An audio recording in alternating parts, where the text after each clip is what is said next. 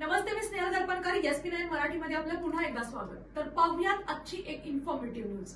देशाच्या विकासाचा कणा मानली जाणारी तरुण पिढी आज मोठ्या समस्येला सामोरी जात आहे. ती म्हणजे वाढती बेरोजगारी.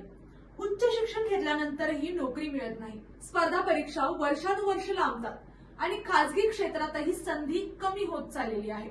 नेमकी बेरोजगारी वाढण्यामागचं कारण काय आणि युवकांसमोर कोणती आव्हाने आहेत, पाहुयात या आजच्या स्पेशल रिपोर्टमधून. देशात शिक्षित तरुणांची संख्या मोठ्या प्रमाणात वाढत चाललेली आहे. पदवी, पदव्युत्तर, इंजिनियर, MBBA अशी विविध पदव्या मिळूनही अनेक युवक नोकरीच्या प्रतीक्षेत आहेत.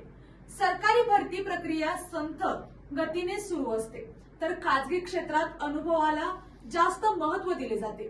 त्यामुळे अनुभव नसल्यामुळे नोकरी नाही आणि नोकरी नसल्यामुळे अनुभव नाही, अशी परिस्थिती आज निर्माण झालेली आहे. स्पर्धा परीक्षांच्या तयारीसाठी युवक वर्षानुवर्ष अभ्यास करतात, मात्र परीक्षा पुढे ढकलल्या जातात. निकाल उशिरा लागला जातो किंवा मर्यादित जागा नसणे किंवा असणे यामुळे अनेकांची निराशा वाढते. काही जण मानसिक तणावाखाली बळी पडतात, तर काही जण करिअरची दिशा बदलण्याचा निर्णय घेतात. बेरोजगारी ही केवळ आर्थिक समस्या नाही, ती सामाजिक आणि मानसिक प्रश्न देखील बनली आहे. तरुणांच्या अपेक्षा वाढत आहेत, पण संधी मर्यादित आहे.